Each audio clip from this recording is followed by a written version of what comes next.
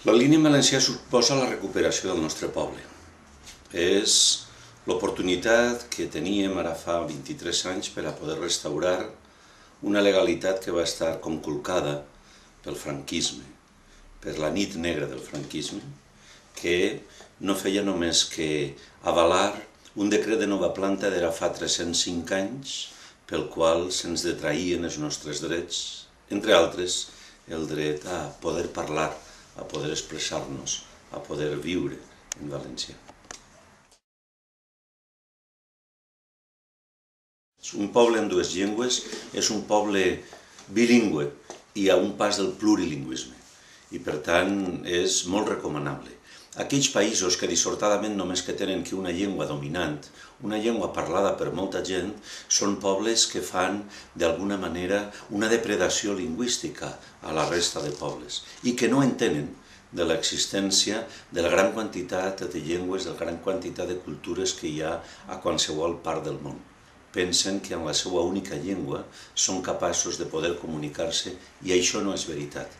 No és veritat perquè afortunadament les cultures tenen vida, tenen vigència i això és l'importància de tindre dues llengües que conviuen en pau, la veritat. Si tu vols, en pau però amb diglòssia, perquè per damunt del valencià dissortadament està la pressió de molts milions de castellanoparlants que no només imposen la seva llengua, sinó que també pretenen imposar la seva cultura.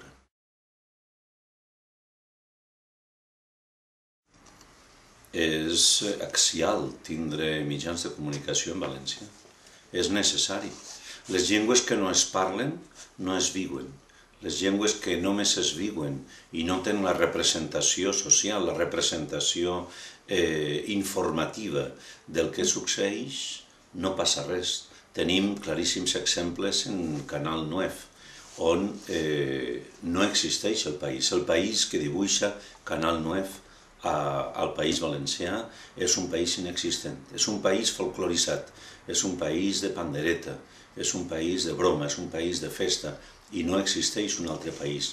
Per a Canal 9 no existeixen els nostres cantants, ni els nostres pensadors, ni els nostres professors i professores, ni la nostra gent que va al camp, ni la gent que fa economia, ni les xarxes socials. Per tant, ahí tenim l'evidència de que un mitjà de comunicació que no parla, que no sent, que no pensa en valencià, no estima el poble al que diu que representa o que informa. Afortunadament hi ha tota una xarxa de revistes, d'associacions culturals, grups i entitats que ho fan en valencià. El Punt pertany a l'Associació de Publicacions Periòdiques Valencianes, on una 60ena d'eixes capçaleres arriben a més de 500.000 de persones. Són moltes persones, però arriben en miquetes. No podem tirar traca, com diem, però sí que és cert el que havia dit abans, l'existència d'una 60ena de capçaleres i de cada vegada més diaris digitals a la xarxa denota que n'hi ha una vivor cultural i una necessitat informativa en valencià que és important. Anem creixent, no som 4 que anem en uns 600, crec que ara són milers de persones les que tenen necessitat i que demana una informació en la seva llengua. Hem anat creixent, sí, no hi ha dubte, no hi ha dubte. Per contra, la crisi econòmica ens ha situat en la necessitat de fer un replantejament de la plataforma informativa. Els mitjans de comunicació en paper tenen una vida limitada, no pel que puguen durar, sinó perquè els usuaris van buscant altres eines, van buscant altres sistemes. Internet informa a moltíssima gent. El Punt en concret té una gran quantitat de visitants diaris i ens consta que té certa influència. Certa. Perquè el bo dels mitjans de comunicació, a més d'informar, és també que tinguin la capacitat de fer derivar la societat cap a alguna part. Les persones informades són les persones crítiques. Una persona crítica és una persona amb criteri, i és una persona amb criteri per a tot. Des d'aquesta perspectiva sí que hem crescut, malgrat lui, malgrat la situació de domini del pensament conservador. Els diaris digitals en paper, les revistes en paper en valencià, van ocupant un lloc cada vegada més important. I no farem volar les campanes, no dispararem traques, però anem pujant.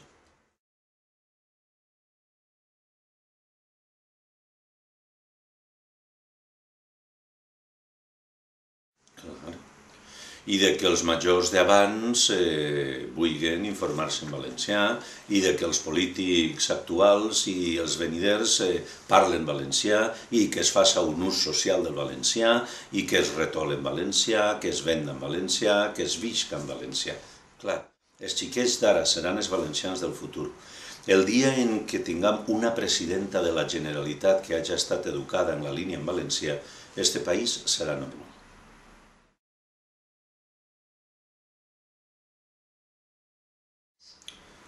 Que és una batxoca que sembla mentida que la Generalitat Valenciana no hagi fet ús dels assessors lingüístics que hi ha, i si no els té que en busque, que pregunte, que parle, que viatge, perquè no ens adonem que el viatjar obri molt la ment.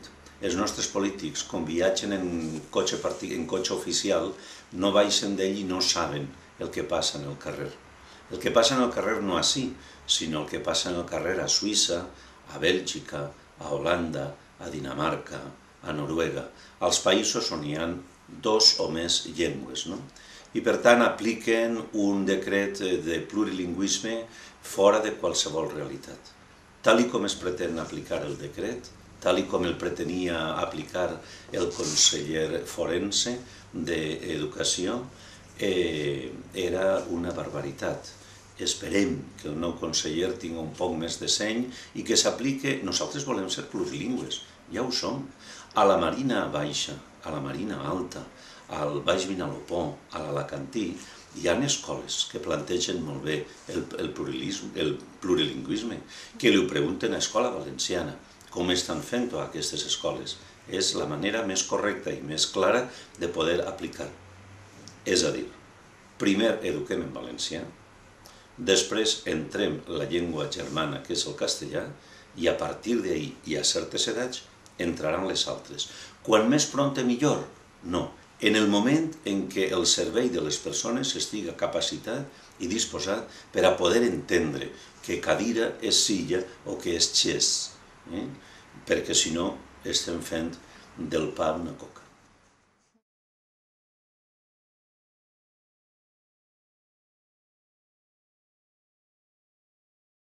Desitgem aquesta normalitat. La normalitat vindrà en el moment en què els valencians ens plantem en el sentit, no sense violència, ens plantem en el sentit de voler viure cada dia en valencià. Va ser una primera eslògan de la primera Generalitat Autonòmica, visquem en valencià. I després han vingut posteriors, valencià, clar que sí. I després, l'última que presentava el senyor González Pons i l'ínclit conseller forense Fondemora, trau la llengua, que a més en un eslògan i en una publicitat jo crec que ben poc encertada mostrant la llengua mateix, denota aquest sentiment que tenen els polítics actuals per la llengua com una cosa folclòrica. La llengua viu, la llengua està viva, gràcies als nostres pobles, a la nostra gent, a la gent major, a la gent que ha sabut viure en valencià i que ha sabut entendre que el valencià és la seva llengua, no sols perquè sigui una llengua, sinó perquè té una referència cultural i social. Això és el desig per al futur.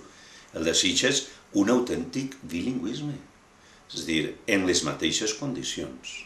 I en les mateixes condicions no és possible si no se fomenta, si no se prima ara mateix la llengua minoritzada sobre la llengua que la minoritza, és a dir, si no exprimem el valencià sobre el castellà. El desig és a caminar cap a la igualtat.